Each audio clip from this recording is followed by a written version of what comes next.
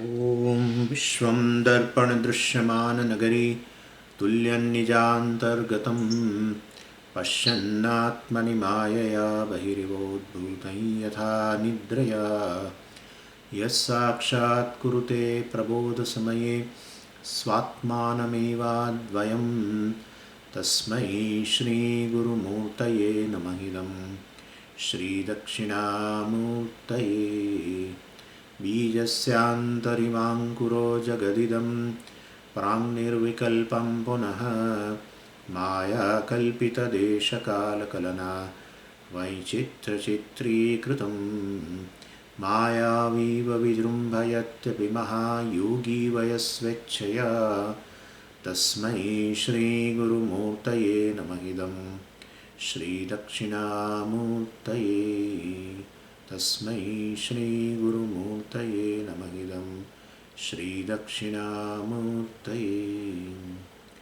ॐ सहना भवतु सहनौ भुनक्तु सह वीर्यं करवावहै तेजस्विनावधीतमस्तु मा विद्विषावहै ॐ शान्तिः शान्तिः शान्तिः सदाशिवसमारम्भां शङ्कराचार्यमध्यमाम् अस्मदाचार्यपर्यन्तां वन्दे गुरुपरम्पराम्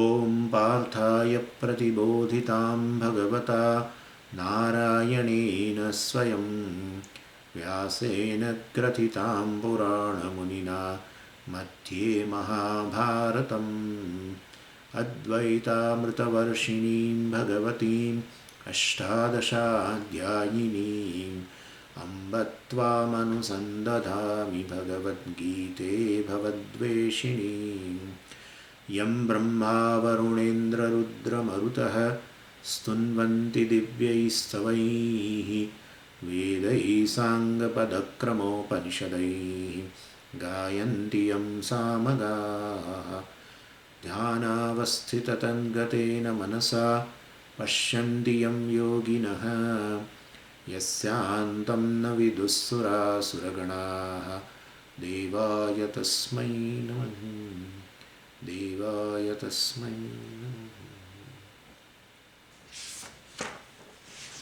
Verse 25 अव्यक्तोऽयमचिन्त्योऽयम् अविकार्योऽयमुच्यते तस्मादेवं विदित्वैनं नानुशोचितुमर्हसि।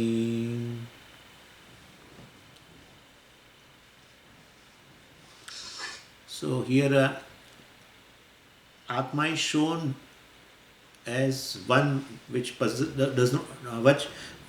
not possess any attributes. Atma has no attributes, it is told here.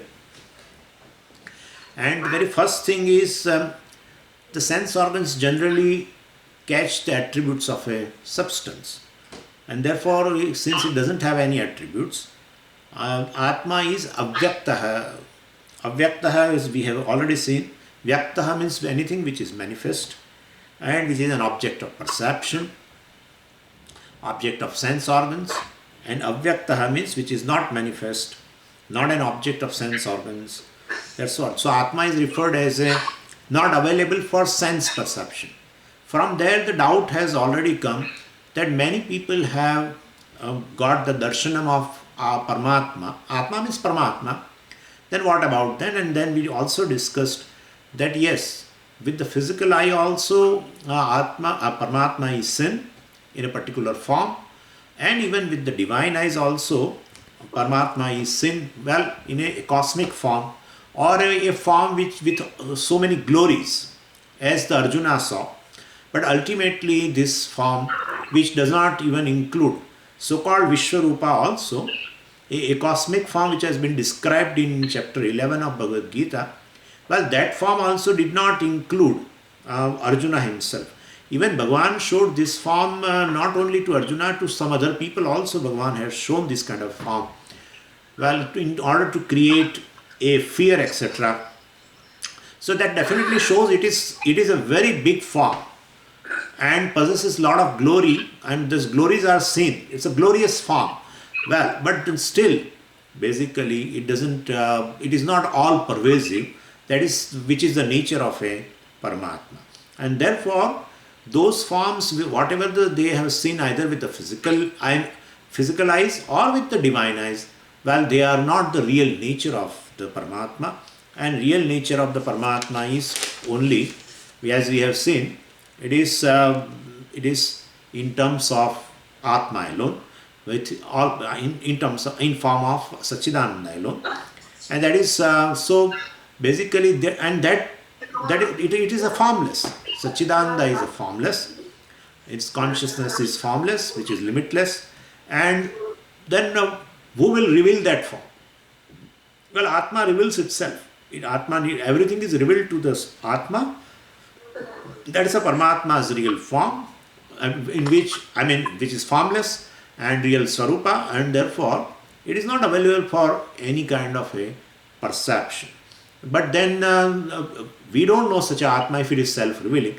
Then we say, well, there is a ignorance involved, as though ignorance has covered the nature of Atma, and basically ignorance has not covered the nature of myself. Ignorance has covered as though my drashti, my mind. And therefore I am not able to, even though Atma manifests in the mind, but I am not able to know Atma as it is. I take the Atma as an ego, I take the Atma as a karta, bhokta, etc. And so one has to remove this cover. And that is where the Shastra does a job. And therefore not only sense organs reveal the Atma, even the words of the Veda also do not reveal Atma. Words of the Veda definitely removes the ignorance. Just a minute. Removes the ignorance, and therefore, and so the self-revealing Atma shines. And therefore, not only sense organs reveal this Atma, any other form of, not even words of other means of knowledge also cannot reveal the Atma. That is how it is called Avyaktaha. So we have seen that. Now today we will have to see Achintyaha. Achintyaha means it is not an object of thought as such. Because whatever, whenever you say something like I am doing a chintanam of Atma, etc., then definitely it should become an object of your mind, object of your thought basically. So Achintya means it is not an object of thought, and in that also we are taking here that Atma is not available for another means of knowledge, not only sense organs, but it is not available for other means of knowledge called inference. And we should know there are three types of inferences we use already in Vedanta. And with the help of describing the nature of Atma, I am covering all three inferences also. Very first thing, before I go to Atma, I will talk about the senses. Well, the senses also, the senses are known not with the perception. Senses know other than everything. Senses know other than itself everything. Like eyes see everything other than itself. Then ears hear sound, etc., which is other than itself. Ears cannot hear itself. Eyes cannot see itself. The sense organ, the organ of touch cannot touch itself. It can touch other than itself. And therefore, let's go back to, go to the eyes itself. You will find that, see, eyes, if any problem is there in the eye, suppose you are not able to read now. That happens, during our age, it always happens that we slowly find that the words we are not able to see clearly the words. Now, only when you know that, only when you read, you find that. Daily you go, after taking bath, etc., you definitely go near a mirror, but you never find that now my eyes have a less power, etc. You will never know. Otherwise, through the reflection of the mirror, eyes itself, you should be able to know, but you don't know. Only when you read something and you are not able to read the words properly, clearly, etc., then you find that yes, so you have now got a power, or it is the power of the senses, I mean the eyes, have become less. So seeing the words, you know now your eyes. Eyes are not able to see themselves and tell, yeah, now I have become weak, etc. That's not possible. Other things are clear or hazy, well, you can tell. But here there is a problem, etc. Well, you cannot say. But Swamiji, you were saying in the morning class that the function, malfunction, non-function of the eyes are known by the consciousness. Yeah, yes, it is known by consciousness, but through inference.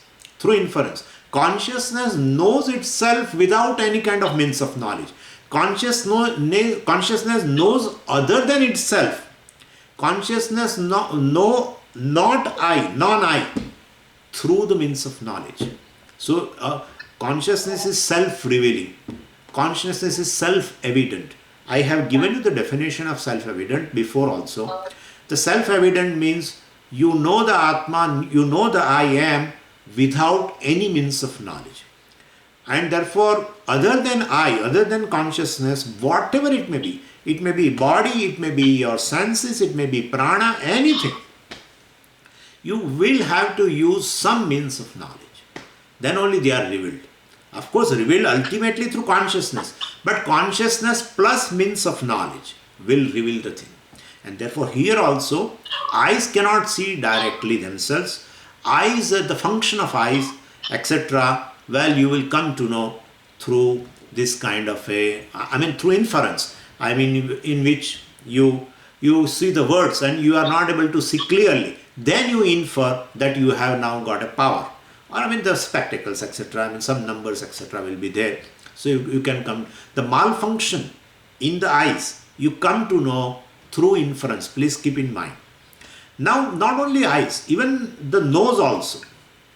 You have got a cough or cold, etc. Well, and in that case, sometimes it happens so that temporarily there is no sensation of smell. And so somebody gives you a very nice flower and you place near your nose and you don't find any smell. So you may say that it doesn't have a smell. You can say, but then the other person tells you, oh, it is a very fragrant flower. Don't you feel so?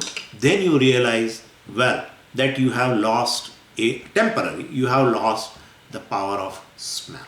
Could you follow? So the nose itself cannot smell. Nose itself cannot smell its own. Well, nose also, the power in the nose, the function of the nose, etc. Well, you would come to know through inference. Well, you are not able to get the smell and then you infer, yes, my nose is not working. Nose itself should reveal itself that yes, I have a malfunction, etc. Well, it is not possible. It's not possible. The nose can smell any other thing in the creation, cannot smell itself. Ears cannot hear itself. Ears can hear any sound in the creation. Of course, there is some limit for the human being, but then it can hear any sound. But basically, it cannot hear itself. Eyes cannot see themselves. And that is how this is, so in all these senses, well, their existence we come to know through inference. So they call indriyas are atindriyas. Atindriyas means any sense organ is not available for sense perception. Sense organ is available for every other thing other than itself. Sense organ is available for perception for any other thing other than itself. That is called atindriya. Atindriya means it is the senses themselves cannot become the object of perception by the senses. And therefore, all the senses are basically, ultimately, their knowledge, their existence, etc., well, through inference. You can say that. I have told you, of course, I think yes, on Saturday, I don't remember. But suppose there is no sound. There is no sound in the creation. You will not know that you have a hearing power. When there is a sound and and the sound is heard, you can know, yes, I have a organ of hearing. Otherwise, you can never know. You imagine such a situation where there is no sound. Well, then you have a particular organ or not, you will never know. Even if you go to a specialist, they will take that particular instrument and and they bring it near, and then they ask you, are you able to hear?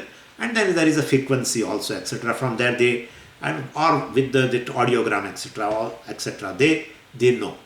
So otherwise you will never know. Anyway, so the senses themselves, we are going to talk about Atma, that Atma is not object of object of inference, achintya, but senses are basically object of inference. This is a difference between the senses, sense organs, and Atma. Now there are three types of inferences we used in Vedanta.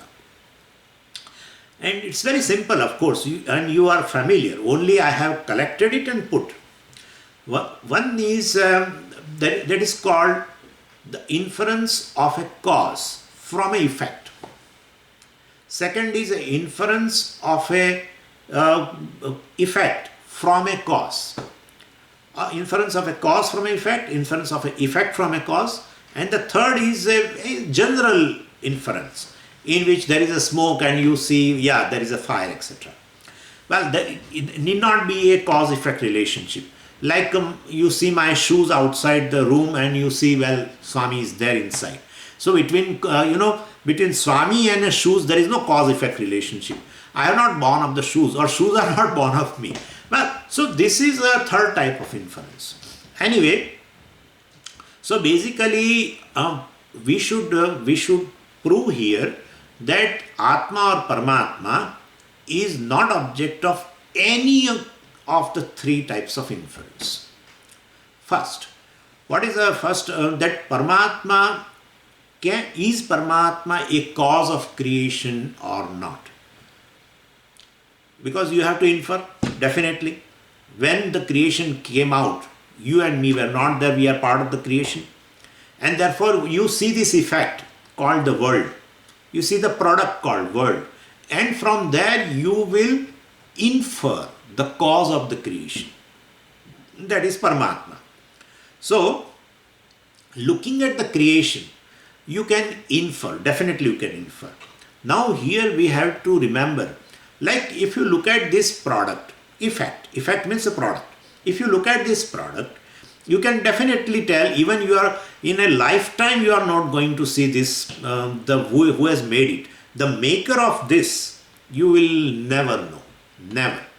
I'm sure. And this is from India. And so people in the United States, they have never, I myself do not know who has made it. We have just bought it from the shop. So my point is, definitely the cause, I'm just talking about the efficient cause. It is who has made this creation. Well, it's a matter of an inference only. Nobody has seen, with a perception, that Ishvara has made this creation. Now, how do you infer the maker? Because it is a very simple, because it's a purposeful thing, intelligently made, because certain parts are joined in a certain fashion so that it can serve a certain purpose, and therefore various parts, when they put together with a certain purpose, well, definitely some intelligent being must have made it, and therefore there must be a maker of this. Even though during whole life I may not be able to come across and I may meet this maker of this, still I can infer. The maker must be there. Same way this creation. All this, starting from this, you look at this body, so many parts are there put together very intelligently. So much intelligence. You can talk to the doctors, and you can talk to scientists, and all they will tell you that everything in this body is very intelligently put together. And also some of the things. So also. Anyway, so starting from body, every other thing in the creation is intelligently put together. And everything is serving a purpose also. And therefore, intelligently put together means a intelligent being must be there. Then only he can intelligently put together. So, intelligent creator must be there of the creation. That's a cause. We call it as an intelligent cause. There is a material cause, but right now it is not a matter of our discussion. Just take as a maker the intelligent cause, Ishvara. Well, we can infer. We can infer. But that is where the challenge they are doing against the Vedanta. They say, well, this is a product very intelligently put together and serving a certain purpose, and therefore there is a maker. But not you, but somebody must have seen the maker who has in the factory somebody has made it, etc., etc. And therefore, to infer the maker of this, the cause of this product, cause of this effect is simple. You cannot extrapolate to the creation. From here you directly go to the universe. Like universe is another big clip, and you are talking like that, everything intelligently put together, and therefore there must be a cause of it, and the cause must be intelligent, and therefore he must be a conscious being also. Naturally, intelligence resides in a conscious being. We have never seen this thing is intelligent, and therefore intelligence must be residing in a conscious being, and the conscious being knows the purpose. Conscious being knows also to serve that purpose how the things should be put together. Every knowledge should be there, and therefore knowledge resides in a conscious being, and therefore you automatically went up to the inferring Ishvara. You people are like that all. There is no Ishvara as such. The matter itself intelligently functioning, and it evolves, and that is how the creation has come about. And therefore there is here it is okay. We allow you to infer the maker. But so far as the creation is concerned, well, you cannot say, you cannot extrapolate like that there is intelligent cause which has brought about this big effect, universe. We cannot say. But that is very true. Very true. Inference, this kind of an inference cannot be done independently without any valid source of knowledge. Because he can ask us, where have you been to see that the so-called your Ishvara has brought out this whole creation? Where were you there? Where were you? Were you there at the time of creation? You saw that he brought out the whole thing? Here at least we know that this kind of plastics, etc., from there somebody in factory must have made, and so human being can make, and all one or other person must have seen it. Who has seen? The Paramatma has made this creation. So, this kind of a inference of a cause, right, from the effect called universe, independently, without any valid source of knowledge, we cannot do. That's a wrong inference.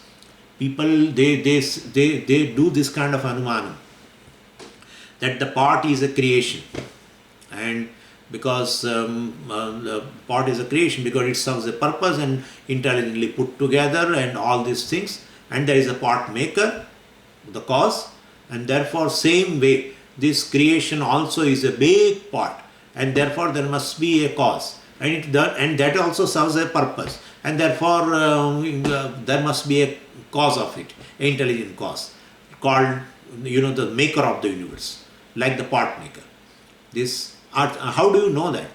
So independently we cannot sustain this argument, and therefore basically since the Shruti says, Veda says tasmad atmanah akasha sambhutah, etc., etc., and therefore we can say yes, the creation has a cause. Since the Veda says, well, I could not see directly like that Paramatma with my eyes, naked eyes, I was not there at that time, and therefore for such a apaurusheya vastu, well, what Veda says we have to accept, because the subject matter of the Veda, the purport of the entire Veda is all establishing this kind of a subject matter which is not available for a human being. Through the means of knowledge available to the human being, one cannot arrive at. And therefore, definitely with the help of Shruti, from the statements called Tasmad Vai Tasmad Atmana Akasha Sambhutaha, from this Brahman, this creation has come about, like the space and the air and etc. And other Upanishads also, and other part of the Vedas also, other than Upanishads also talk about this creation. And therefore, based on a source book called Veda, well, we can definitely do such kind of inference. Our inference is not independent. Our inference is based on a valid means of knowledge called Veda. So, definitely from the effect you can do inference of a Paramatma. So then, Swamiji, Paramatma is object of inference. Yeah, Paramatma is object of inference. Then it becomes Chintyaha. You are saying Achintyaha means it is not an object of inference. And now you have proved that Paramatma is an object of inference. Because from the effect, you have come to the cause that Paramatma is there. So Paramatma becomes object of inference. You have done a inference of a cause called Paramatma from the effect called universe. So Paramatma is Chintyaha. Why Bhagavan is telling Achintyaha? Not an object of inference. Correct. That's very much correct. But basically there is no creation. Well, if there is a real creation, definitely there must be a real creator. If the creation, effect, etc. is real, then the cause also must be real. But if the creation itself has come out of the Maya, means it is just an appearance. In that case, well, the cause also is not a real cause. And therefore, basically, even if you do this kind of an inference, well, in a transactional reality, it is okay. But ultimately, Paramatma is not even a cause of the creation. And because Satchidananda remains Satchidananda, if Paramatma becomes a cause of the creation, Paramatma, other than Paramatma, nothing was there at the time of creation. And therefore, Paramatma itself must have transformed into the creation. And therefore, if Paramatma has transformed into creation, Bhagavan would not have used the word avikaryaha. Means Paramatma or Atma does not undergo any modification. Therefore, the Satchidananda Atma, which is called Paramatma also, well, it has not undergone modification, and therefore, even though Paramatma looks as a cause of the creation, well, from the standpoint of this creation, you can definitely call as a creator, no problem, but ultimately he is not a creator also. That's correct, Swamiji, but have Bhagavan told himself that I am not the creator as such? Yeah, Bhagavan himself told. Where? In Bhagavad Gita, in the 4th chapter, he told, Tasya kartaram apimam viddhi akartaram abhyam. If you are looking at the creation and you call it as a creation, well, then I am the creator. But you just look into the reality of the creation, you will find that there is no real creation. It is born of Maya. What is born of Maya is not real. Even a magician also, with the help of his power, that is called Maya. He creates many things, but nothing is created. He can create elephant. I saw elephant, I told you once. I saw elephant in Hyderabad in one show of a magician. He just walked in. This elephant walked in from my nearby place. I got up. I got frightened also. Because he just... And then all the doors were closed. Everything is closed. How did it came in? And the way it came, the way it went. No door was open. Nothing. And we were searching after the show was over. Where is the elephant? Because it has not gone out. We did not find the elephant. We did not find. So what I am saying is, the creation also is that he is a big magician. Ishvara is a big magician. Without really creating, he can make up a show that he has created everything. So Paramatma is not really the cause of the creation. And therefore, from this kind of inference, from the inference of, from the universe, considering as a effect, you want to arrive at the cause of the creation called Paramatma. Well, that you cannot arrive at. Paramatma is not a cause. So Paramatma is not an object of inference as a cause from the effect called universe. Okay, that's okay. Now go to the second Anumana. Can we infer the effect from the cause in terms of now Bhagavan only, Paramatma? Let's say Paramatma is an effect. Paramatma is born, imagine, from some cause. And that thereby Paramatma is proven as an effect by inference. From some cause, you infer Paramatma is there. Well, you say inference of a cause as a Paramatma as a cause, okay, it is, we agree. But Paramatma is can be inferred as an effect or not. Like, from anthill, especially here I don't know anything about, but in India, when the rain was about to come, from the anthill, lots of ants come out with their, eggs. With the eggs they keep, and they run towards a safer place because they know the rain is going to come. That's a very amazing thing. So they just rush towards some safer place with the eggs. And so from the movement of these ants, we can infer the effect called rain, which is going to come later. What is always going to come later, you can blindly say it is an effect. Between cause and effect, what comes later is effect. What precedes is always a cause. Between these two, don't extrapolate. Between these two, what precedes out of the two is cause. What comes later is effect. So, rain is going to come. Therefore, that is effect.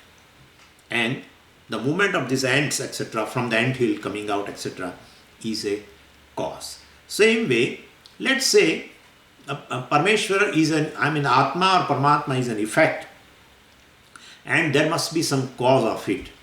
So, can we infer Paramatma as an effect? We could not infer Paramatma as a cause. Okay, we agree with you. But can we infer Paramatma as a effect or not? Means Paramatma has been born of something. Can we infer like that or not? Because you say everything is born, so whatever kind of a thing, everything is born of Paramatma. Then Paramatma is born or not? That's a big question. Somebody asked me from where the whole creation has come from Paramatma. From where Paramatma came? That's correct. What is the cause of Paramatma? That's a very, who is a father of the Paramatma also? And you will find that even sometimes the children do this kind of questions. But the person who asked me was quite a mature person in terms of age, etc. Well, he also asked this, and he argued also that the world is, you Vedantins say the world is born of a Bhranti. He a little goes here and there and tells also that world is born of a Bhranti, means some error. Then how the first error has come, how the first error is born. He said the Jagat, this world is Anadi, world is beginningless, and therefore there is nothing called the first error. At particular time, the error is born on Atma, and therefore now you look upon this whole you are looking upon the Paramatma as now the world. Or instead of a Paramatma, you are looking upon as a world. Because you said it is an error only on this Paramatma, etc. Due to Maya, etc. You are looking this as a creation. But, basically we said the creation itself is beginningless, and therefore there is nothing called the first error. So he asked me that basically this error, how can you say it is beginningless? This is not an answer. There must be a point where the error also has been formed. And therefore, well, we said it is not true. The creation is beginningless, and therefore there is not, when there is anything beginningless, there is nothing called first. Therefore, this kind of error, etc., the first error, etc., cannot be there. Well, he said this anadi in the in the scriptures, you call it as a beginningless, but it should not be. There must be a beginning.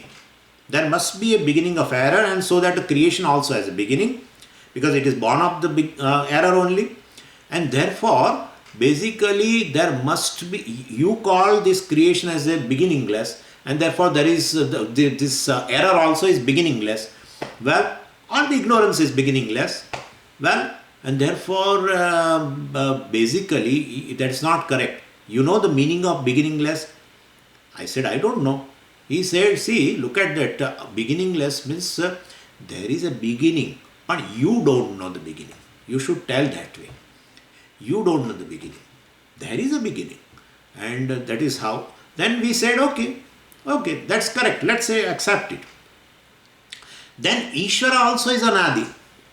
Ishvara is beginningless. And how do you interpret that? He said, there also we should think that way. Ishvara has a beginning. There is a cause of Ishvara, but we don't know the cause. Well, so you can understand now. If Ishvara also has a parents, etc., well, why should we worship this Ishvara? We should worship that Ishvara who is a parent, of course. So, well, this is a absurd logic. When you don't take help of a shastra, you will arrive at this funny conclusions. Anyway. So basically, anadi means beginningless, and therefore, since the beginning, it shows from the beginningless time, Brahman is there. From beginningless time, Maya is also there, and from beginningless time, even the creation also is there, and therefore, basically, Ishvara has no cause. We cannot infer Ishvara as effect from some cause, because to think about even a cause itself is ridiculous for Ishvara. Ishvara has a cause, then that cause, his parents, then there is no end at all. If Ishvara has some parents, then why should we stop there? Then those parents also, they have their own parents. Then where is the end? Therefore, Ishvara should not have any beginning. Ishvara should not have any beginning means Ishvara is not born. Adi means a beginning. Beginning means a birth. And therefore Ishvara is anadi means Ishvara has no beginning. Ishvara is not an effect. Ishvara is not a product of some other cause. Therefore Ishvara cannot be inferred as effect also from some other cause. Ishvara, first inference, Ishvara cannot be inferred as a cause for the product called universe. Ishvara cannot be inferred as an effect from some other cause. Some cause, we don't know. Parent, some parent. Well, it is ridiculous. So, Ishvara is not even object of inference of this second type of inference also. Well, so Bhagavan is putting to a rest Atma Achintya. Achintya means not an object of inference. Well, the third one also is there. The third kind of inference, which is very common. Well, what two inferences I have described, you know all of them. I have just put them here together. And the third kind of inference is basically, this is called, they call it as a Samanyataha Drashta Anumanam. If you want Sanskrit words, I can give you. The first one is called Karana Anumanam. Karana Anumanam. The Anumanam means inference. Inference of a Karanam means inference of a cause. Right? And here we are talking about Atma or Paramatma. That is the first. Second one is called Karya Anumanam. Karya Anumanam. Inference of a effect. Inference of a Ishvara as a effect. If you want to put little more clearly. And the third one is a Samanyataha Drashta Anumanam. Well, Samanyataha Drashta Anumanam means here we will have to see that, this is very simple. All our acharyas give the example also that, there is a our smoke and the fire. And therefore, you see the smoke. That's a dharma attribute of a fire. Please understand, it is not the nature of a fire. It's not. Smoke is not a nature of fire. I have given you I have given you the definitions of a Visheshana and Lakshana, I think before 2 classes. Visheshana means an attribute. And that attribute can be there at one time, need not be there at other time.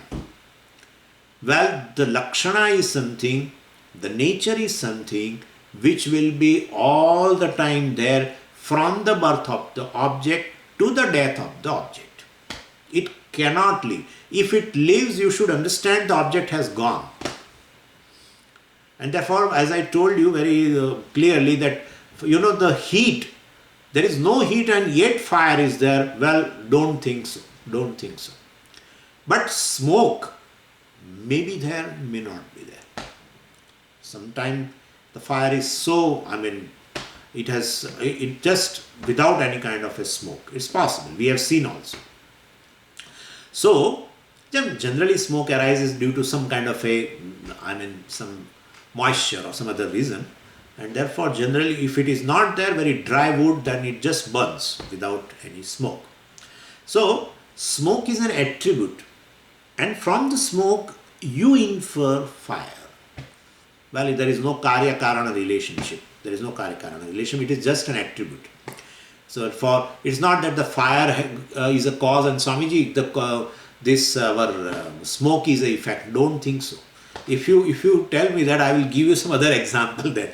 Well, but I am thinking that you know this very clearly. It is just a dharma attribute. In samanyataha drashtaha means what? You generally find them together.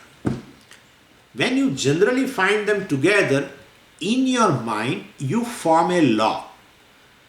In the language of these logicians, it is called vyaptihi.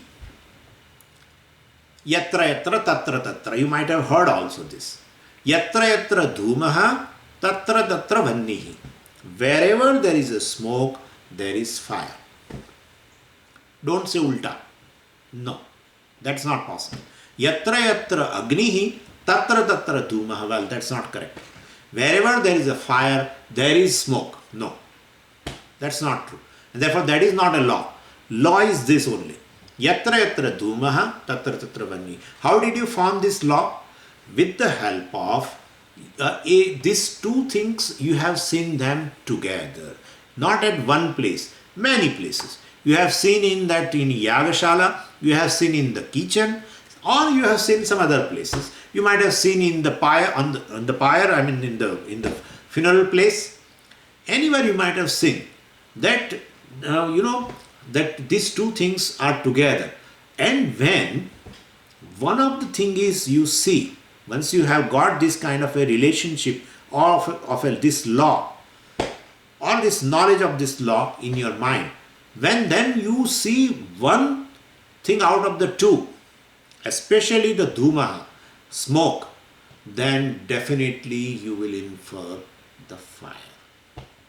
So therefore, basically, this kind of an anumanam or inference for Paramatma is not possible. Why? Because Paramatma has no attributes. Then if attributes are there, and attributes and Paramatma or Atma, you have seen them together for some time, here, there, etc. And then you can say, well, I am seeing the attribute and therefore Paramatma must be there, even though you are not able to see, because it is not an object of perception. We have already removed that thing.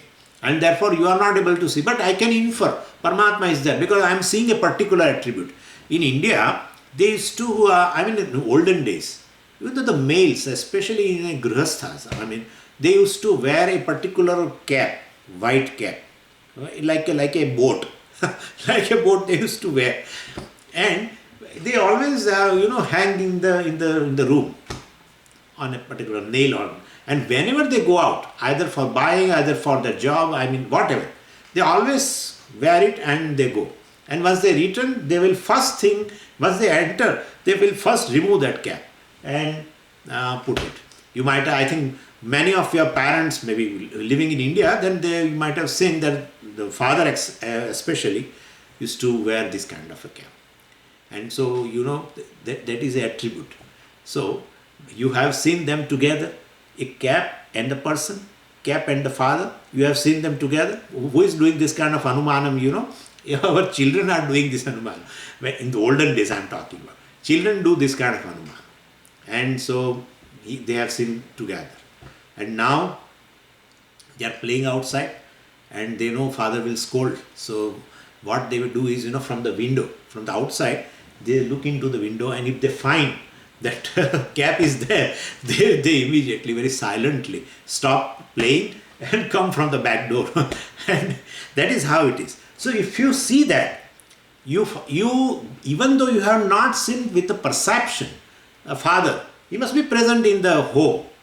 And that much knowledge you get with the help of that attribute called boat.